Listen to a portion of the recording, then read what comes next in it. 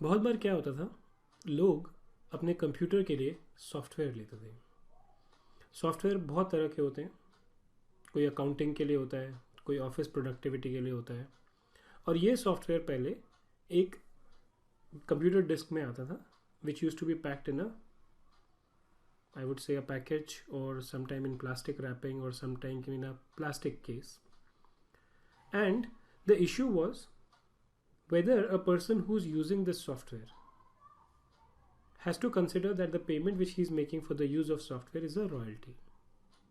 इसको shrink wrapped software बोलते थे।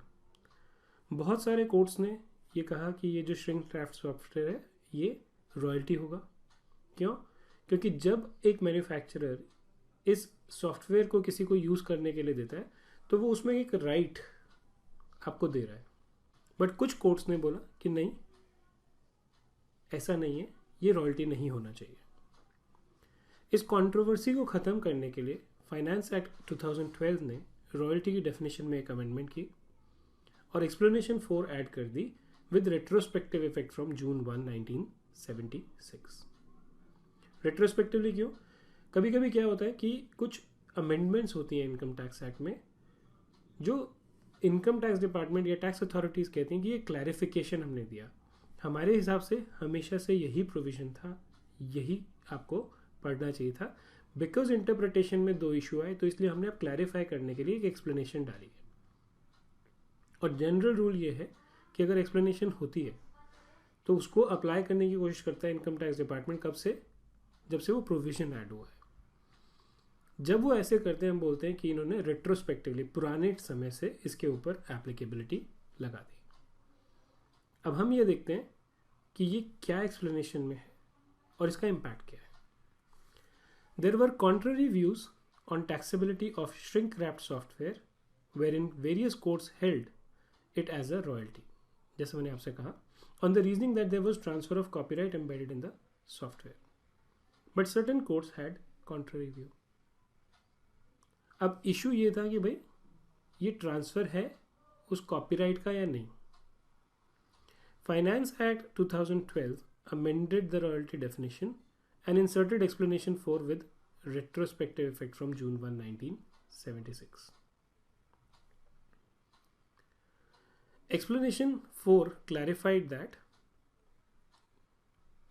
transfer of all or any rights in respect of any right, property or information includes and has always included।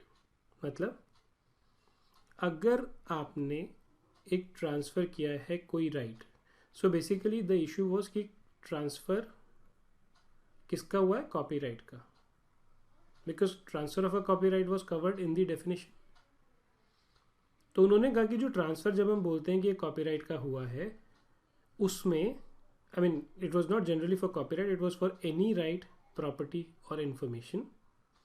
उन्होंने बोला कि भाई इसमें एक चीज़ इंक्लूडेड है एंड वॉज ऑलवेज इंक्लूडेड, मतलब हमेशा से इंक्लूडेड थी। यानी एक्सप्लेनेशन जो है उसका रेट्रोस्पेक्टिव इफेक्ट हम लगा दिया। ट्रांसफर ऑफ ऑल और एनी राइट फॉर यूज और right to use a computer software. यानी ट्रांसफ़र के केस में भी अगर आप कोई राइट किसी को ट्रांसफ़र कर रहे हो, एक यूज़ या उसको राइट टू यूज़ दे रहे हो, किस में? एक कंप्यूटर सॉफ्टवेयर में, वो रॉयल्टी में कवर हो जाएगा। तो पहले earlier what was the position? The position was कि when you are transferring a copy of a software, the assessee used to argue कि जब मैंने ये कॉपी ट्रांसफ़र की मेरा कोई ट्रांसफ़र नहीं है कॉपीराइट का, मैंने एक कॉपीराइटेड प्रोडक्ट दिया है, कॉपीराइट में मैंने कोई ट्रांसफ़र नहीं किया। तो इनकम टैक्स डिपार्टमेंट ने क्या कहा?